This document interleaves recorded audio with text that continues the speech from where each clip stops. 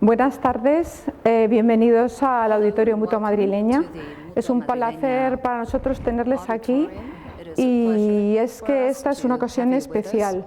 Es una ocasión porque volvemos a recibir a un amigo de esta casa, que es Lorenzo Silva, pero además porque vamos a celebrar el primer encuentro literario dedicado a la novela negra dentro de los ciclos de conferencias de la Fundación, que algunos de ustedes ya conocerán.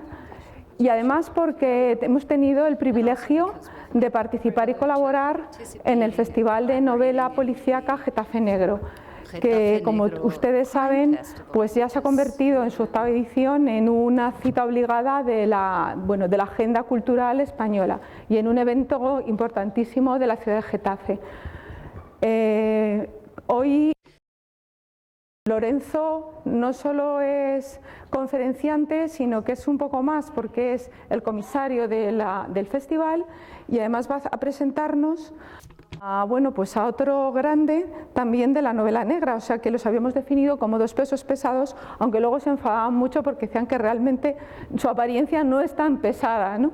Pero bueno, en sentido figurado realmente creemos que tenemos dos grandes figuras de la novela negra y de la novela policíaca hoy con nosotros y que tenemos que aprovechar.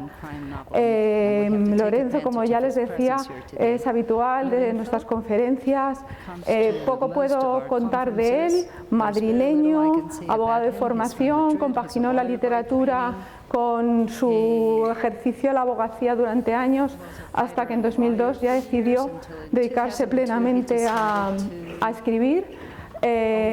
Todos conocemos la serie de los dos guardias civiles, Bevilacqua y Chamorro, pero es que eso no es todo, le hemos leído en artículos de opinión, en relatos para jóvenes, en ensayos, tiene poesía.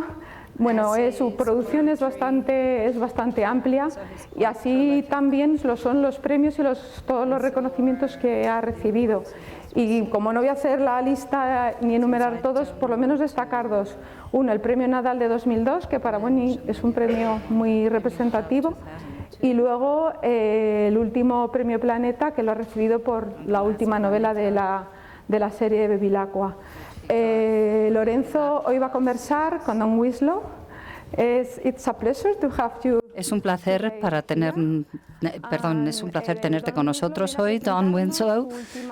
Novela, El cártel, que ha recibido además el premio RBA de novela negra, que quizás sea el más reconocido en España de este género. Por eso también agradecemos a RBA que nos haya permitido tener a Dawn Winslow hoy aquí con nosotros. También es polifacético en todas sus profesiones antes de llegar a dedicarse plenamente a la escritura. Estudió periodismo y estudió historia de África en Nebraska, ha vivido en África, ha sido guía en China, ha sido detective privado y definitivamente también se dedicó a la literatura y es bastante prolífico en su obra. Dos de sus novelas se han llevado al cine. Muchos seguro que han visto en 2012-2013 Salvajes, y hoy nos presenta El cártel, que es la continuación del Poder del perro, que fue la novela que quizá le dio más fama, que es una inmersión en lo que pasa con el narcotráfico a un lado y al otro de la frontera entre México y Estados Unidos. Y del cártel poco puedo decir porque es mejor que lo digan ellos, que lo van a contar mucho mejor, pero lo poco que he podido ojear de la novela, que realmente no he leído, me parece un trabajo impresionante de documentación, de información y también una inmersión realista, ¿no? Un poco salvaje también en un problema que realmente lo es. Así que yo creo que, no sé si se me olvida algo, pero lo fundamental lo he contado. Welcome to Spain, welcome to Madrid. Thank you very much. Bienvenido a Madrid, bienvenido a España, muchas gracias por venir. Y les dejo con ellos. Buenas tardes.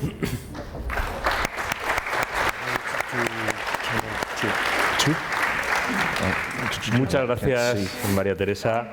Gracias a la Fundación Mutua Madrileña por ofrecernos esta tarde su casa al Festival Getafe Negro, que, bueno, como representante suyo debo decir que nos enorgullece y nos llena de satisfacción poder colaborar con una entidad como la Mutua Madrileña, que hace una apuesta tan seria y tan rigurosa por la cultura. Realmente es un privilegio. Gracias a todos ustedes por estar aquí esta tarde, y gracias muy especialmente a Don Winslow por hacernos el regalo de tener semejante actividad como arranque del festival de este año.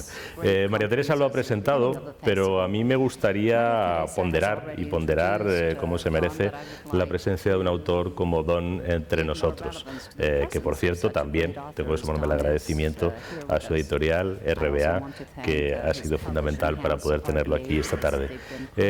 Nos encontramos ante uno de los grandes autores de la novela negra norteamericana actual y por tanto de la novela negra mundial.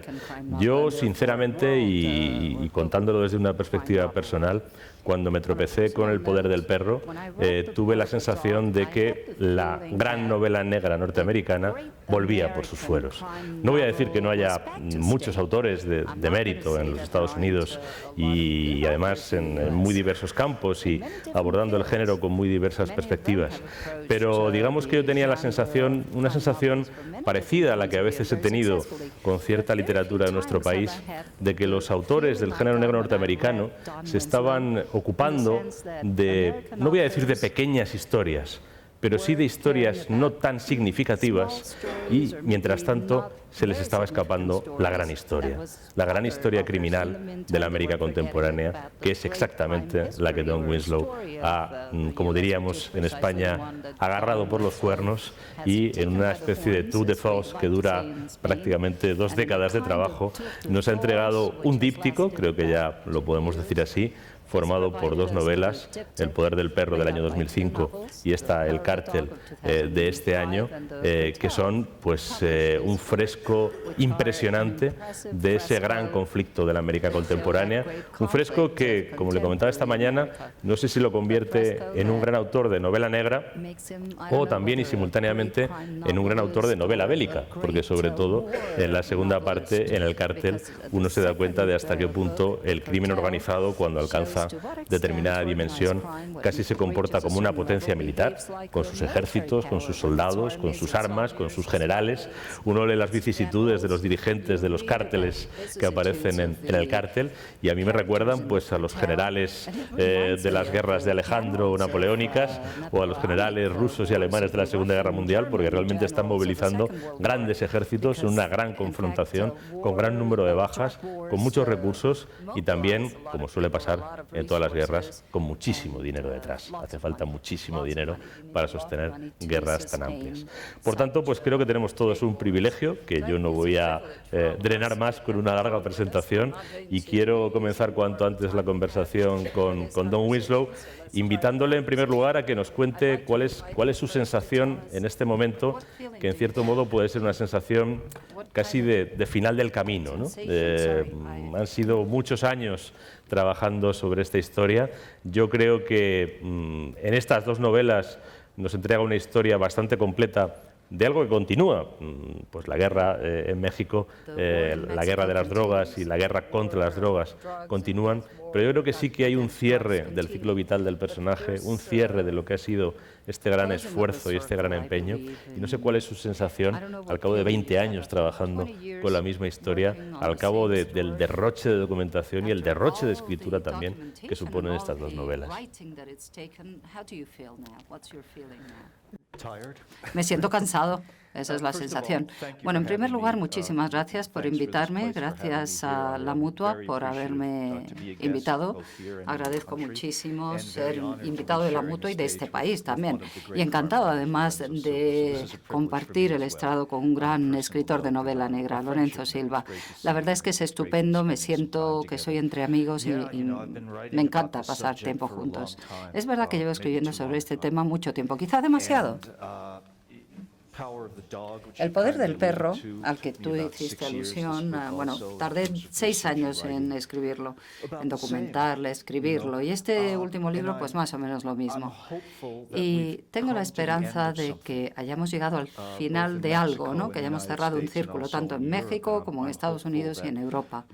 Tengo la esperanza de que México encuentre algún tipo de paz y que Estados Unidos, mi país, así como Europa y España dentro de Europa, pues lleguen a tener el mismo tipo de política contra las drogas que ponga fin a toda esta locura.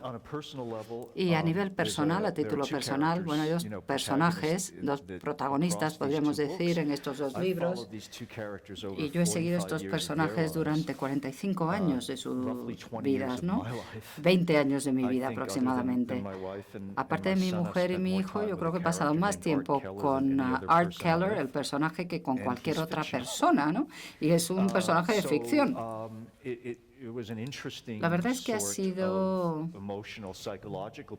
un proceso psicológico emocional muy interesante, ¿no? Cuando estaba trabajando en el cartel, en el sentido que ha sido una manera de decir adiós a Art Keller.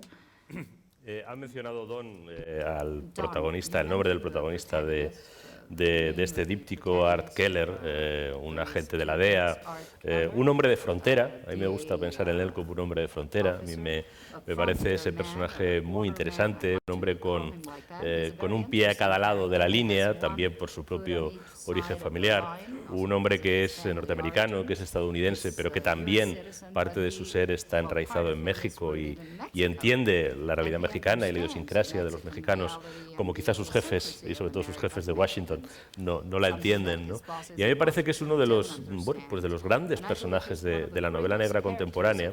Y a mí desde la primera novela, lo que me atrajo especialmente de este personaje es que es un individuo que reúne ciertos elementos quijotescos, reúne también elementos de hombre de acción, pero a mí lo que me fascinó especialmente y lo que realmente me seduce por encima de todo lo demás es su conciencia. Esta conciencia precisamente que quizá esté ligada a esa condición suya de hombre de frontera, de hombre que entiende los dos idiomas y que entiende el conjunto del conflicto, ¿no?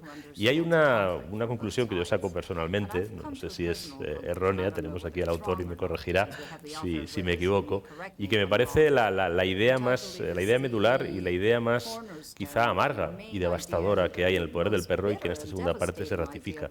La sensación de que hay un hombre embarcado en una guerra a la que dedica todas sus energías, una guerra que consume su vida, una guerra que destruye su vida familiar, que destruye su vida personal, que destruye absolutamente todo lo que es.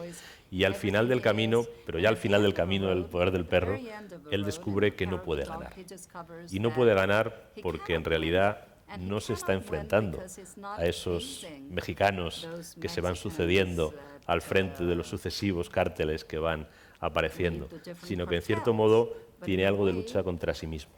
Tiene algo de lucha de un estadounidense contra la fuerza que sus propios compatriotas le dan a este monstruo que es el narco mexicano.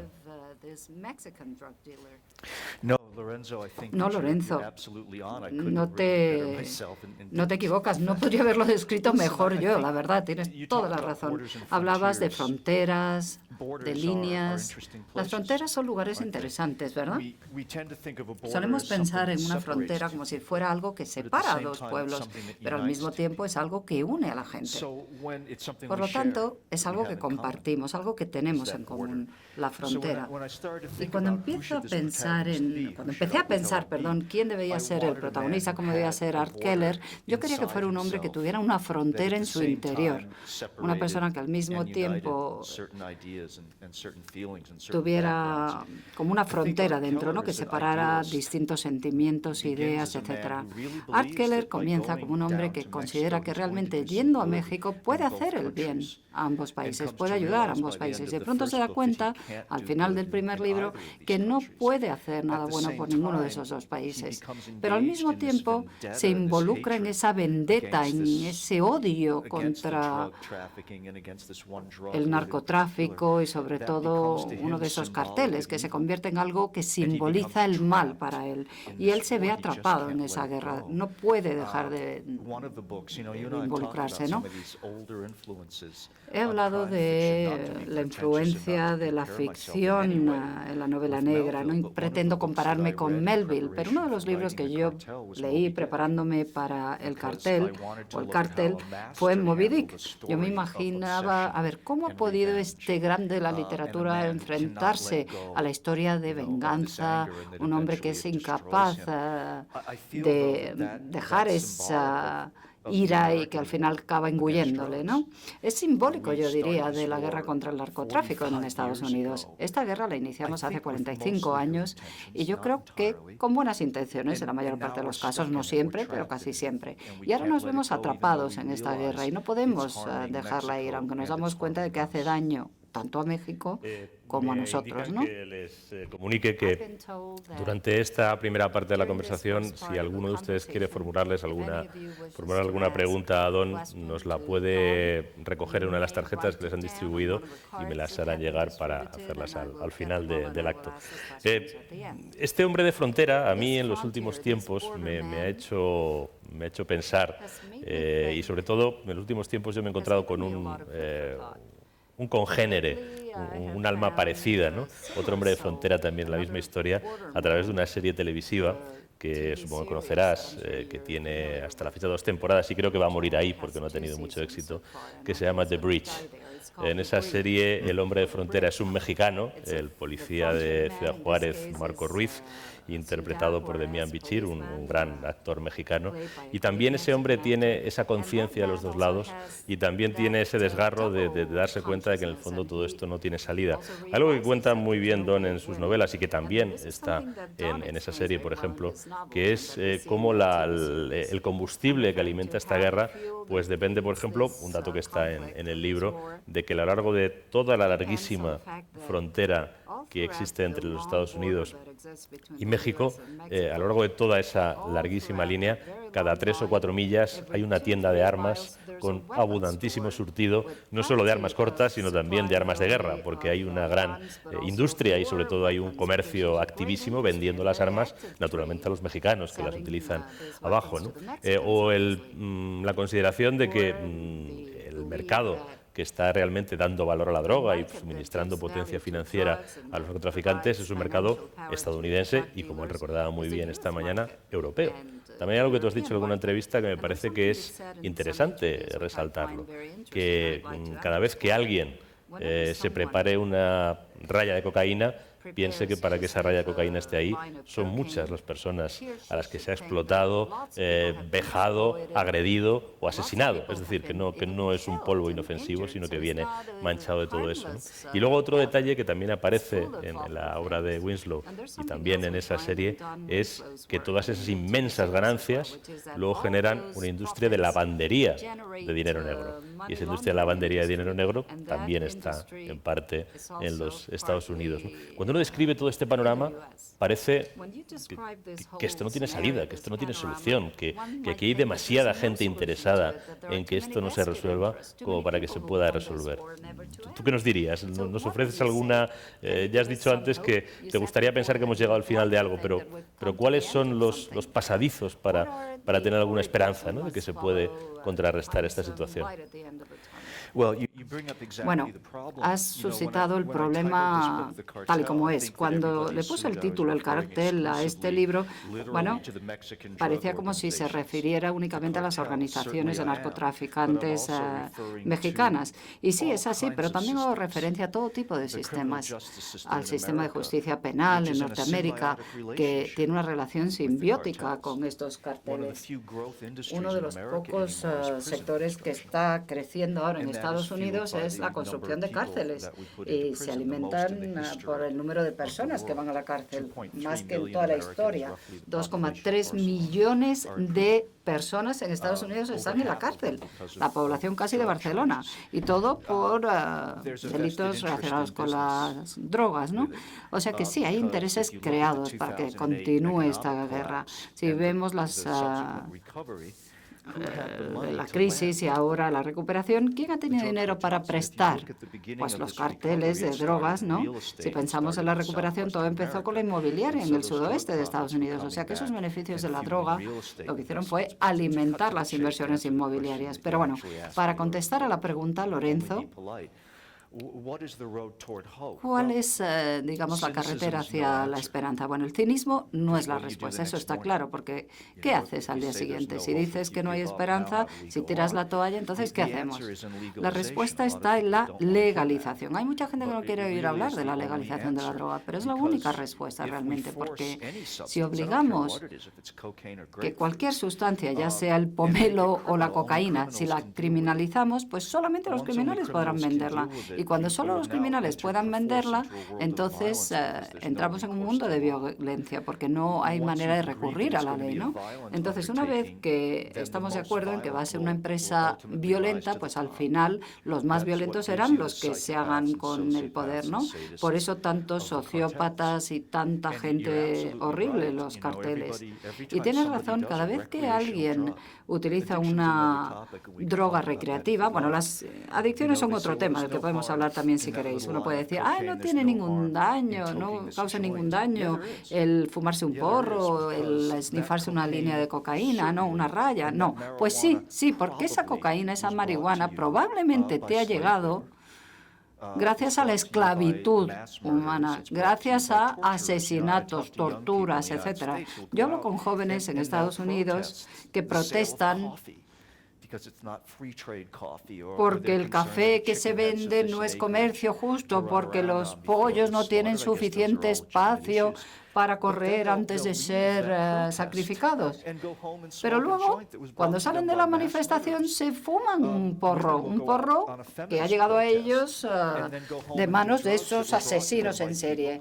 Y lo mismo con las prostitutas, que son, bueno, pues el resultado de eso, de una esclavitud. Es verdad que esta es una realidad que no podemos ignorar. Hay libros clásicos sobre el crimen organizado. Por ejemplo, pienso en McMafia, del británico Misha Glenny, o entre nosotros hay un libro que se llama Crimen.org, del profesor Luis de la Corte, que teorizan sobre cómo funciona el crimen organizado en los términos en los que precisamente estabas comentando, es decir, que el crimen organizado puede funcionar en torno a cualquier sustancia. El crimen organizado realmente no vende drogas, ni vende personas, ni vende armas. Lo que vende el crimen organizado es protección en entornos donde no existe el recurso a la protección estatal, porque son entornos ilegales, pues son entornos criminalizados, ¿no? Esta es la teoría clásica de lo que es el crimen organizado. Y por tanto, los gestores del crimen organizado se ven obligados a ejercer la violencia, porque es la manera de imponer el cumplimiento de las normas del mercado, pero están lejos de ser esos criminales gratuitamente sanguinarios o gratuitamente crueles, ¿no? A mí me parece que también un personaje muy interesante es el antagonista del protagonista, pero tiene tanto interés y también tanto desarrollo, es su oponente principal, Adán Barrera, el que acaba siendo el jefe del cártel de Sinaloa, y me gustaría que nos hablaras más del retrato de este hombre, porque es un hombre que a ratos es un general que dirige un ejército desde su cuartel general, ¿no? Pero cuartel general que, por cierto, va a estar moviéndose permanentemente para que no le localicen, ¿no? Pero también a ratos es un hombre de negocios, es un consejero delegado de una gran compañía que se comporta con esa circunspección del consejero delegado de la gran compañía, y eso es precisamente lo que le permite prevalecer combinado con la violencia, ¿no? ¿Cuál ha sido tu vivencia de este personaje, ¿no? Porque has pasado 20 años con Art Keller, pero también has pasado 20 años con este sujeto, ¿no? Sí. Adán Barrera originalmente se inspiró en el líder del cartel de Tijuana, ¿no? Que comenzó traficando en la dirección contraria. Compraba vaqueros en San Diego, Norteamérica, en California, y los pasaba a México, ¿no? Y los vendía libre de impuestos en una camioneta. O sea, independientemente de la sustancia o de la dirección del tráfico, siempre es malo. Era un hombre de negocios que se encamina hacia el mal, empieza a cometer horrores poco a poco. Es una persona... Bueno, yo me he reunido con criminales en la cárcel, les he entrevistado y siempre racionaliza su comportamiento, no se consideran malos. Si hablas con mucha de esta gente, muchos de estos señores de la droga consideran que ellos no han hecho nada. Y cuando hablas, por ejemplo, del cartel de Sinaloa, que es la base de este libro, el cartel, en realidad son como una corporación multinacional. No te confundas. Lo son. Cuando veo a Adán Barrera, yo creo que él se considera como un hombre de negocios, que se comporta como hombre de negocios, pero parte de su negocio consiste en matar a la gente, asesinarla para mantener el control. Y tenías razón, Lorenzo, los criminales organizados se mantienen en el poder haciendo que otros ganen dinero. Una vez que esto no ocurre, ya son vulnerables, pero mientras consigan que otras personas se beneficien, pues se mantienen en el poder y ganan ese dinero controlando un territorio, operaciones de tráfico, controlando gobiernos, departamentos de policía, para que sea posible ese tráfico. Y ese es el negocio de Adán Barrera. La mayor parte de estos señores de la droga nunca han visto la droga. Os puedo apostar que Guzmán no ha visto una droga desde hace 20 años, aparte de, bueno, la que pudiera consumir en algún momento, que no creo que consuma. Así que el personaje de Adán Barrera, yo he hecho un seguimiento desde que tenía 18 años, ahora ya tiene 50 y muchos, 60 y pocos, es un hombre que se ha encaminado hacia el mal poco a poco, paso a paso, y lo justifica llamándolo supervivencia. En el poder del perro, de hecho, cambia y cambia toda la naturaleza del tráfico de drogas en México cuando tiene 2 niños. Y la gente me menciona la escena de cuando los tiran por el puente, ¿no? Pues es una historia verídica. Eso ocurrió realmente y eso cambió totalmente la naturaleza de la relación, ¿no? Y cómo los carteles mexicanos se relacionan entre sí en términos de violencia. Antes no hacían nada a la familia del otro, ahora hacen cualquier cosa. Así que analizando objetivamente a Adán Barrera, evidentemente es una persona mala. Bueno, es fácil decirlo moralmente hablando, pero como novelista no es ese mi trabajo. Mi trabajo como novelista es intentar ver el mundo a través de los ojos de ese personaje, para poder atraer al lector y que vea el mundo a través de los ojos de ese personaje. Así que cuando estoy escribiendo físicamente, desde el punto de vista de Adán Barrera, tengo que dejar de juzgar moralmente.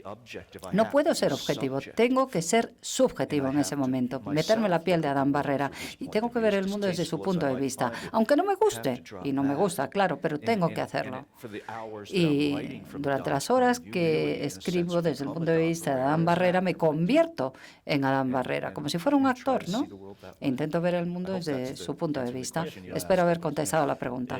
Quizá lo más terrible de estos 2 libros es que, conociendo el trabajo de documentación que ha hecho el autor y sobre todo si uno tiene una cierta familiaridad y ha tenido un cierto interés en seguir la historia de la narcoguerra mexicana, lo más terrible de todo lo que cuenta Don Winslow es que ni una sola de las cosas que aparecen, iba a decir ni las más atroces, empezando por las más atroces, son invenciones, sino que todas ellas están inspiradas en hechos reales. Yo recuerdo uno de los hechos que cuenta es como, por ejemplo, después de un asalto en Cuernavaca en el que fuerzas especiales de la Infantería de Marina mexicana consiguen detener a unos narcotraficantes, incluso hay un tiroteo en el que muere uno de ellos, muere también un oficial de la Infantería de Marina y lo que hace el narco es exterminar a toda la familia del oficial muerto, una vez que se ha dado su nombre. Esto pasó de verdad y además cuando se produjo este asalto yo estaba en Cuernavaca y lo recuerdo perfectamente, es decir, que hay hechos que son 100% reales y eso es quizá lo terrible, ¿no? Yo sé que hay un personaje del que a Don le gusta mucho hablar, que es un personaje real y que tiene que ver con todas estas historias, con muchas de ellas, y que tiene mucho que ver con el último Adán Barrera, que es el Chapo Guzmán. El Chapo Guzmán y su reciente episodio de fuga, ¿no? Además tiene una interpretación sobre por qué se ha fugado el Chapo Guzmán, digámoslo todo entre comillas, y no sé si la quiere compartir con todos nosotros esta tarde. Sí, claro.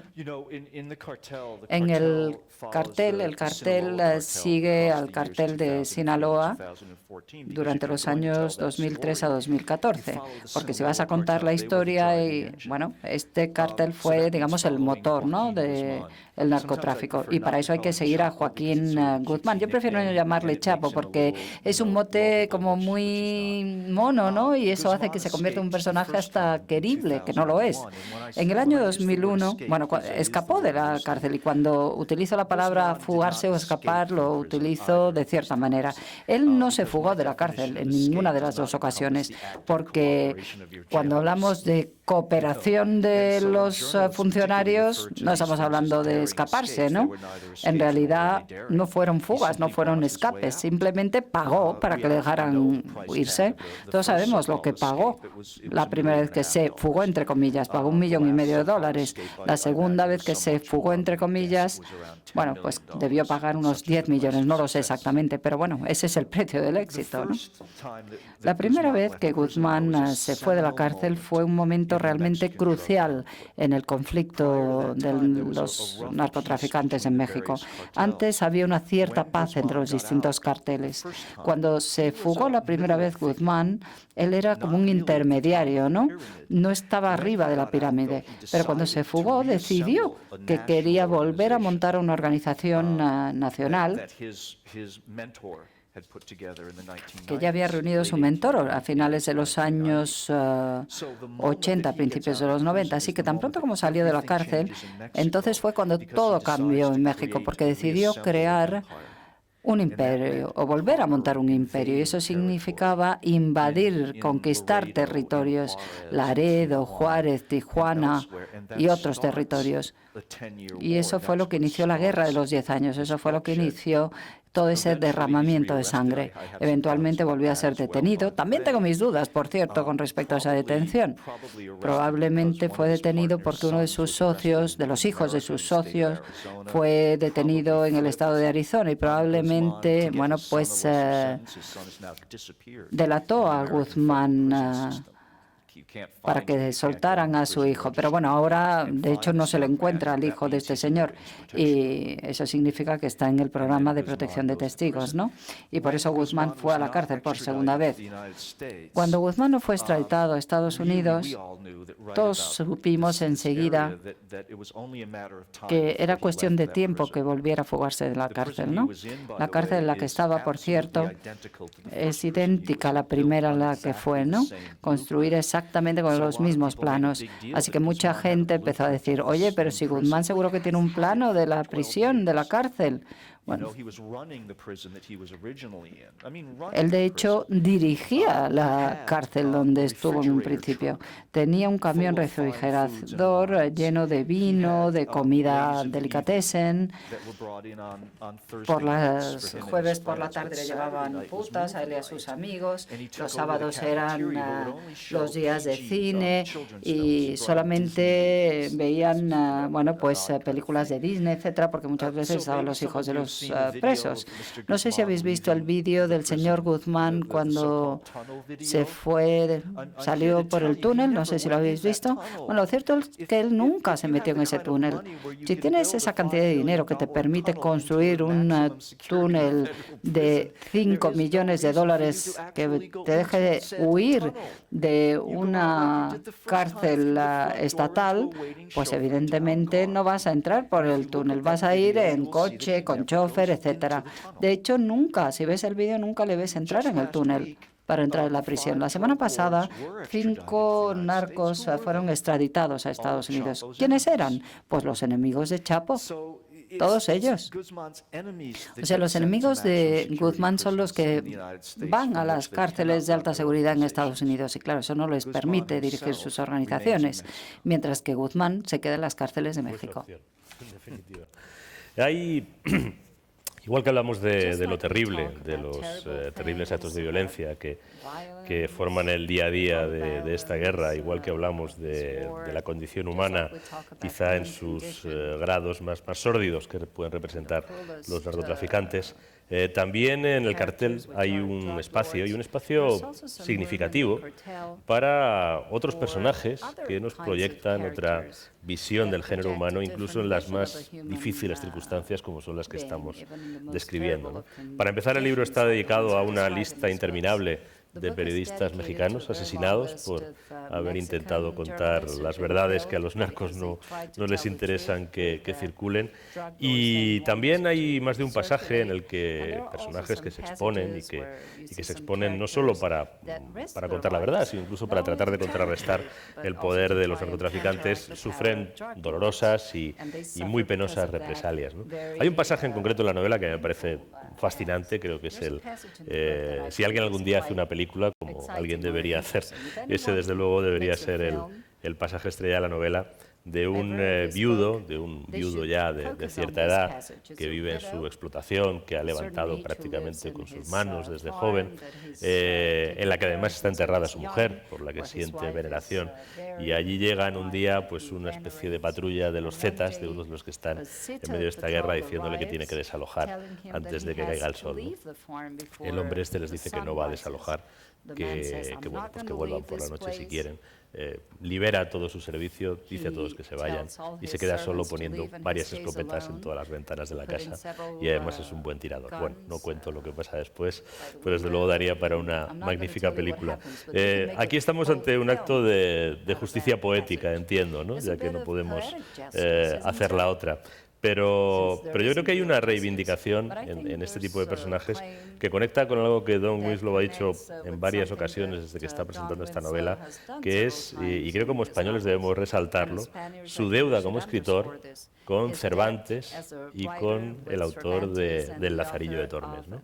En lo que además estoy muy de acuerdo. Él dice, y lo comparto absolutamente, que aunque la novela negra la tenemos asociada como un género de influencia anglosajona, hay un remoto antecedente que está en la literatura en español, en la literatura española del Siglo de Oro, que es la primera que se ocupa del mundo de las clases desfavorecidas, de la gente que vive en las alcantarillas y en los márgenes de la sociedad. Vale para Lazarillo de Tormes, por supuesto, pero vale para los galeotes de Cervantes, que son delincuentes sometidos al durísimo sistema penitenciario de la época, o vale para Rinconete y Cortadillo, que malviven en ese patio sevillano como buscavidas, ¿no?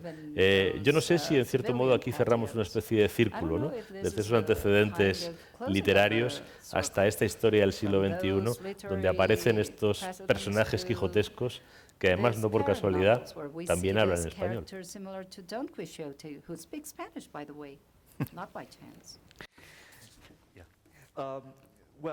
Bueno, la historia a la que has hecho alusión de este viudo que vive en su finca es verídica. Hombre, yo la he descrito de forma ficticia para dar mayor profundidad al personaje, pero es una historia real. Un hombre quijotesco, heroico, que se niega a irse a pesar de que se enfrenta al cartel más peligroso. Es verdad que puso un rifle en cada ventana de su casa, fue fundador del club local de caza y pesca, y bueno, está claro que escogieron a la persona equivocada a la que enfrentarse, ¿no? Él defendió su casa. Yo tuve que luchar con los editores del libro para incluir esa historia, ese pasaje. Dije, no se puede quitar, se queda, sí o sí. Y hay otros ejemplos de heroísmo. Y luego contestaré a tu pregunta, pero entre los periodistas hay una historia no contada de esta era, que es el sacrificio, el heroísmo de los periodistas de México, ¿no? Yo he dedicado este libro a 131 periodistas de México que fueron asesinados justo en el plazo de tiempo entre los dos libros, porque los carteles de la droga decidieron que querían controlar no solamente la acción, sino la narrativa, el relato de la historia, ¿no? El papel de las mujeres en este periodo ha sido realmente heroico. No podría explicar en palabras la valentía, por ejemplo, de una chica de 18 años. Algunos jefes de policía de su pequeña ciudad, de su pequeño pueblo, habían sido asesinados, así que no quedaba ningún policía y ella levantó la mano y dijo, yo voy a hacerme policía, y dio su vida por ello, ¿no? O grupos de mujeres que se unieron para dirigir ayuntamientos, departamentos de policía y que pagaron el precio. Y podría continuar con muchos otros ejemplos. En mi opinión, estas historias son realmente inspiradoras. No hay palabras para describir ese coraje, esa valentía. Yo no tendría tanto coraje, tanto valor. Y volviendo a la pregunta que hacía sobre Cervantes y Lazarillo, sí, solemos pensar en la ficción, en la novela negra, como un invento anglosajón, cuando ciertamente no es así. Y cuando era joven, cuando leía Cervantes y cuando leía el Lazarillo, realmente me inspiró muchísimo, porque hasta entonces había llevado una vida un tanto errante, ¿no? Intentando ganarme la vida por aquí y por allá, en los márgenes de la sociedad. Y ahora, de pronto, encontré a alguien que escribía sobre estas personas un tanto marginales, ¿no? En las cunetas de la sociedad. Y eso fue hace mucho años. Y cuando leí el Lazarillo y leía Cervantes, en esa época yo era detective y trabajaba en Times Square, en Nueva York, en el lugar peor de la ciudad en ese momento. Estaba rodeado de adictos al crack, prostitutas, detectives privados, expresos, etc. Y ahora estoy leyendo un libro de 100 años donde no se habla de reyes, reinas y de la jet set, gente con la que estamos obsesionados ahora en los medios americanos. No.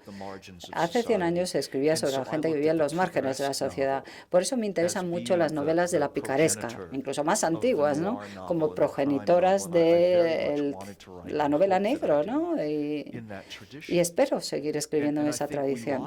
Yo creo que lo hemos perdido durante mucho tiempo, esa tradición en la novela negra. Lo dije esta mañana, porque esta mañana tuvimos una conversación.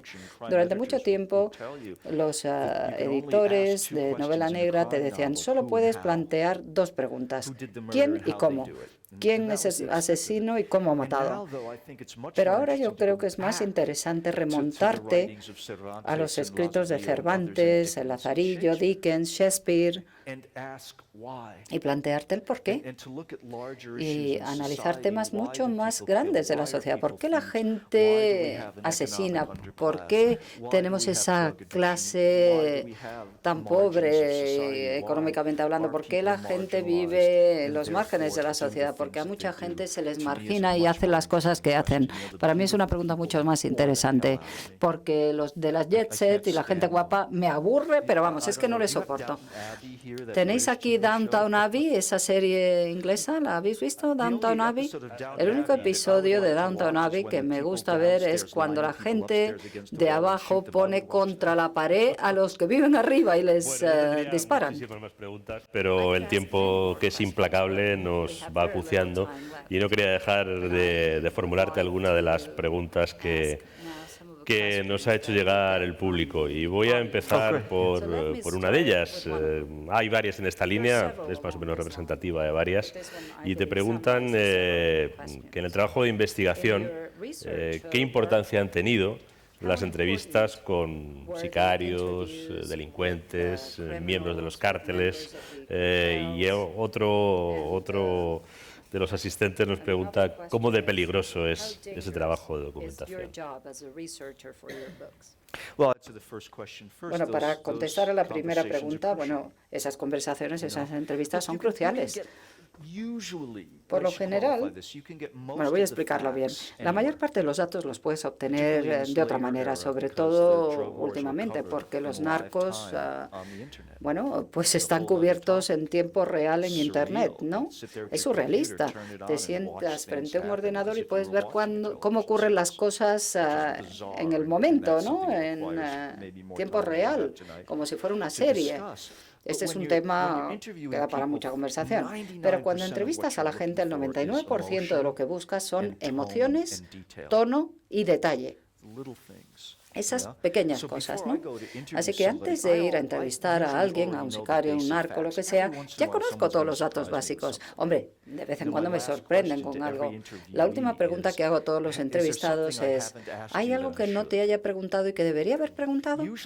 Y por lo general, me da una respuesta tonal, digamos. Hay veces que me dicen, sí, bueno, me acuerdo de aquella vez, y empieza a contarte y tú dices, wow, no tenía ni idea. Pero bueno, lo más importante que recibes es emoción, psicología. Puedes ver a la persona y mirarla a los ojos y ver qué ha significado para ellos cierto acontecimiento, cierto acto, ¿no? Y lo ves a un nivel totalmente diferente. Y luego vuelves a casa y tienes que intentar traducir eso que has visto en palabras unidimensionales sobre una página, ¿no? Hay un momento en el que se ha establecido una conexión y eso tienes que intentar reflejar. Esos momentos los he tenido en múltiples ocasiones en la cárcel, más veces de las que me gustaría. En cuanto a peligro, bueno, pues no. La verdad es que no me gustaría compararme en modo alguno con esos periodistas mexicanos. Pero, hombre, llega un momento que sí que me fijo si me sigue alguien, etcétera. Esos periodistas mexicanos son realmente los que están en peligro, los que estaban en peligro y siguen haciéndolo, ¿no? Y son los que han dado su vida. Yo soy americano, norteamericano, y francamente eso me da un cierto nivel de seguridad, porque los carteles, bueno, tienen una vida estupenda ahora y no van a estropearse su vida, bueno, pues persiguiendo a un novelista americano en territorio americano, norteamericano, ¿no? Realmente el elemento de peligro no existe en mi caso, no. Bueno, tenemos aquí otra pregunta, una secuencia de preguntas que creo que son divertidas. Te las voy a hacer tal cual han llegado. La primera son de la misma persona. Bueno, son dos preguntas realmente, vamos a reducirlo a dos. Dice que es una gran responsabilidad escribir la segunda parte de una obra maestra y las preguntas son dos. La primera, ¿es mejor o peor que la primera? Y la segunda, ¿qué haces para conservarte tan bien?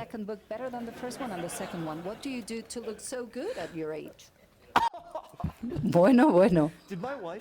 ¿Mi mujer ha hecho esa pregunta de qué hago para conservarme también? No, ¿verdad? Me siento un poco ofendida, querida. Bueno, esto es más divertido de lo que yo pensaba, esta conversación. Bueno, espero que las cosas las aprendamos a hacer mejor y espero que el segundo libro sea mejor que el primero, ¿no? Porque uno espera mejorar en su oficio, así que espero que el segundo libro os guste más que el primero. Pero la verdad es que da miedo escribir una segunda parte de un libro que ha tenido éxito, porque esperas haberlo hecho más o menos bien con el primer libro y de pronto dices, a ver si meto la pata escribiendo una mala secuela, ¿no? Y ese siempre ha sido un miedo que he tenido. Bueno, ¿cómo me conservo tan bien? Bueno, solo tengo 24 años, tampoco soy tan mayor. Bueno, la base de la pregunta, bien. Esa es. Sí, fatal. Son todas falsas. Yo nací en los años 90, en 1990 y algo. Es que, bueno, he echado canas de forma prematura. ¿Y tú? ¿Tú cómo te conservas tan bien? Porque Lorenzo tiene 86 años, ¿eh? Él sí que se conserva bien. Oye, yo no soy el protagonista hoy. Si vale mi opinión personal, y la quiero dar. Antes he dicho que los dos libros forman un díptico. Yo no sabría decir cuál es mejor que cuál. Creo que los dos están en el mismo nivel. Creo que has acertado a escribir un gran libro de 1000 y pico páginas que mantiene el pulso perfectamente. Me preguntan por el cine. Por el cine. Dos preguntas que son clásicas. Supongo que te las habrán hecho antes. Primera, si estás satisfecho con el resultado de la adaptación de Salvajes, la que hizo Oliver Stone. Y la segunda, ¿qué limitaciones ha planteado la adaptación al cine de tus ficciones literarias, si crees que las hay?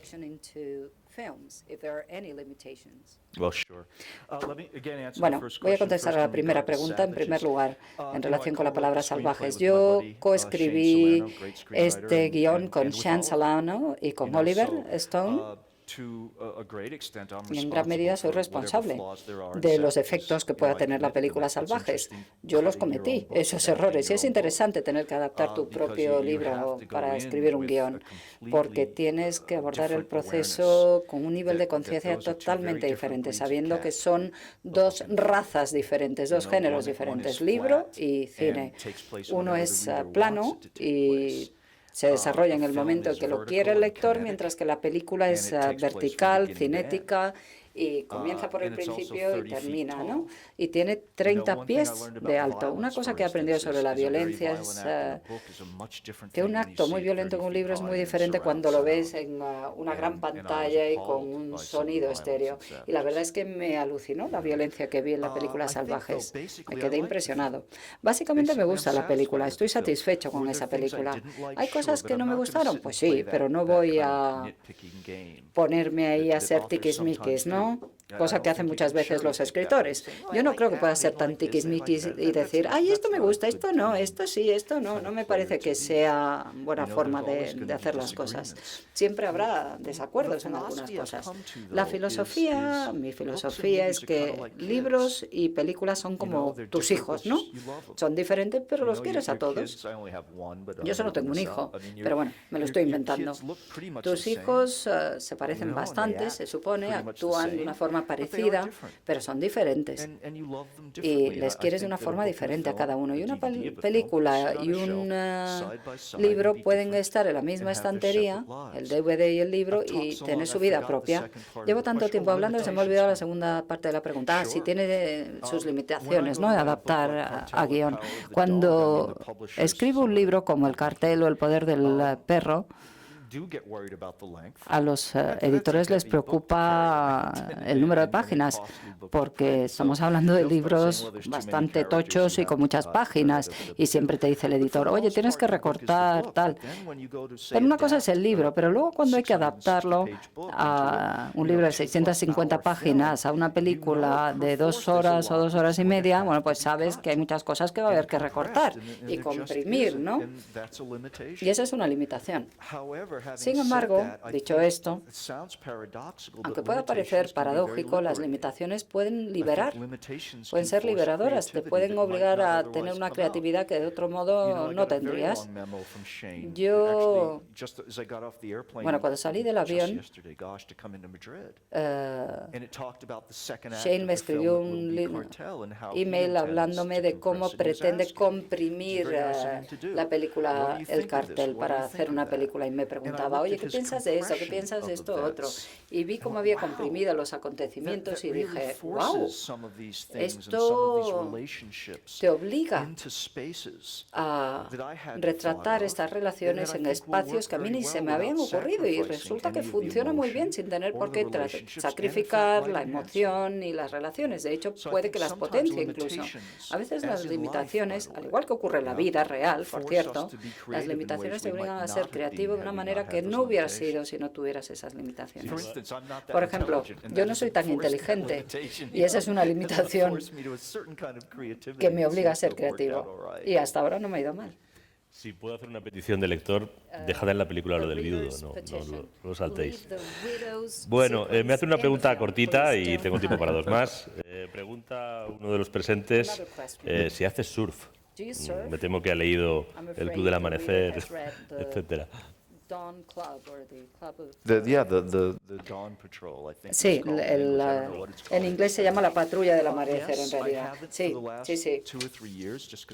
En los últimos 2 años y pico, 3 años, no he hecho surf porque tengo una lesión, me caí, pero acabo de comprarme una nueva tabla de surf. Mi mujer se ha encargado de ello. Es una estupenda, es una Minimau. Sí, hago surf, hago body surf también, y si me habéis visto cojear cuando subí al estrado, es por una experiencia que tuve con el surf. A veces tú haces la ola y otras veces la ola te hace a ti. Y el otro día, bueno, pues Bueno, llegué un poco tarde a coger la ola. Lo sabía que estaba llegando tarde, pero bueno, ya no pude evitarlo. Y claro, me castigó la ola por mi torpeza y mi estupidez y me desgarré el músculo. Pero sí, hago surf. Últimamente he hecho más bien body surf, pero espero volver a hacer surf con la tabla a finales de octubre, cuando vuelva a California. Me encanta el surf, me encanta el océano, el mar. El mar te pone en tu sitio. Tiene una forma de ponerte en tu sitio impresionante, Lorenzo. Porque cuando te metes en el mar es enorme. Y da igual. Al océano le da igual que tú estés ahí o no. Va a hacer lo que tenga que hacer independientemente de que tú te metas en el mar o no. Y eso es muy bueno. Yo creo que todo el mundo debería hacerlo. Para una pregunta más, pero no quiero dejar de hacértela. Dice quien nos la formula: la guerra contra las drogas es inútil. Es una conclusión que ratifica, pues, por ejemplo, lo que en ese libro de Misha Glenn y McMafia dice un antiguo fiscal del estado de Nueva York, que después de combatir durante muchos años las drogas llegó a la conclusión de que prohibirlas era inútil. Es lo mismo que yo le oí decir hace un par de años a una juez española que fue la número 2 del plan contra drogas en España, es decir, que estuvo varios años en la lucha antidroga en España, llegó a la conclusión de que la prohibición es inútil. Y la pregunta que te hacen pues es nada menos que ¿qué opinas de la legalización de las drogas? Y yo añadiría otra: ¿crees que la veremos?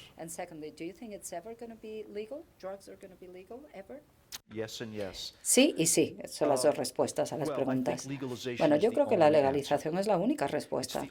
Es la única respuesta y, por lo general, esto desencadena un debate feroz. Y muchas veces hay policías y jueces entre el público, y también presos. Y gente que ha pasado tiempo en la cárcel por temas de drogas, incluso traficantes. Llevamos 45 años haciendo lo mismo y no ha funcionado. Si llevamos haciendo lo mismo 4 décadas y pico, no ha funcionado, ¿por qué no intentar algo distinto? ¿La legalización es la solución perfecta? Pues no hay solución perfecta para nada. ¿Habrá problemas asociados a la legalización? Por supuesto que habrá problemas, pero serán problemas diferentes y yo creo que será mejor. Vuestro país vecino, Portugal, ha legalizado la droga. ¿Y qué ha ocurrido? Pues ocurrió todo lo que uno esperaba. En un principio hubo una subida en el consumo, todo el mundo entró en pánico y luego bajó. Y ahora tienen la menor tasa de consumo de drogas y no es coincidencia que tengan la menor tasa de criminalidad. 3 estados de Estados Unidos legalizaron la marihuana, solo la marihuana. ¿Sabéis el resultado? Un 40% de caída en la importación de marihuana de los carteles mexicanos. O sea que solamente con 3 estados, y por cierto, 3 estados pequeños, que han dejado de luchar contra la guerra, en 1 año y medio hemos conseguido lo que no conseguimos hacer en 45 años de lucha contra la guerra, contra el narcotráfico, ¿no? Y han bajado las importaciones y algunos diréis, ¿y eso qué más da? ¿Qué importa quién venda la droga? Pues sí que importa. Yo prefiero que sea gente de negocios, gente legítima, vendiendo droga, que asesinos en serie vendiendo droga. Estados Unidos solía prohibir el alcohol hace décadas, ¿no? Y creamos la mafia actual, la mafia moderna. El peor día de la mafia, el peor día para la mafia fue el día que dejó de haber prohibición del alcohol. O sea que, sí, el alcohol mata más gente que las drogas y es totalmente legal. Y tú no ves a las bodegas o a los bodegueros ahí con escopetas, no ves que los cerveceros rivales se asesinen por las calles, no. ¿Por qué? Pues porque todo está bajo la luz y taquígrafos y claro, como si hay problemas se dilucidan en el tribunal, Budweiser o uno dice, voy a matar a miles de americanos y les voy a obligar a los demás a que trabajen en mi fábrica cervecera. No, son los sindicatos los que mandan. Por eso me gustaría que se legalizara. ¿Ocurrirá? Pues yo creo que sí, espero que sí, porque si pensara lo contrario, entonces volvemos a esa sensación de futilidad y de indefensión. Hay un artículo del Washington Post donde se hablaba de la legalización de las drogas y Y yo he oído hablar a 60 policías que están dispuestos a hablar de esto. Muy pocos congresistas, pero muchos policías quieren hablar de la legalización, incluso think tanks conservadores. Por eso creo que se legalizará, porque es un área en el que izquierda y derecha se pueden poner de acuerdo. Es un tema en el que se pueden poner de acuerdo. No es un tema en el que lo que hay es una cuña, sino un puente, ¿no? A la derecha les gusta por el tema de las libertades y desde el punto de vista fiscal. Les gustaría ahorrarse 87.000 millones de dólares cada año en la lucha contra esta droga y dedicar ese dinero a otra cosa. Y en cuanto a la izquierda, desde el punto de vista humanitario, de derechos humanos, etcétera, a ellos les gusta la idea de legalizar. Parece que hay una opinión bastante importante, por ejemplo, esa juez que mencionabas, gente de la DEA, etcétera, que están a favor, ¿no? Así que ocurrirá, creo yo. Es interesante, acabamos de decir, bueno, antes hablábamos del matrimonio homosexual, ahora afortunadamente hablamos del matrimonio a secas, pero si hace 5 años o hace 10 años hubieras dicho no puede haber matrimonio homosexual, pues para los gays puede haber parecido mucho tiempo el que ha tardado en haber matrimonio gay, pero es lo mismo que en otros casos. Llega un momento que hay una masa crítica, un punto de inflexión y ala. Y lo mismo va a ocurrir con la legalización de la droga, en parte porque es algo generacional. Así que sí, la respuesta es que sí. Llevo hablando demasiado tiempo. Yo creo que sí, que se va a legalizar. Bueno, muy bien. Ahora es que nos hemos quedado sin tiempo. Thank you very much, Don. Muchas gracias, Don, por tus libros, por estar aquí, por ser tan sincero y por inspirarnos tanto. Gracias a todos ustedes por acompañarnos en este arranque que creo que coincidirán conmigo. Ha sido de lujo de Getafe Negro 2015. Gracias. Thank you.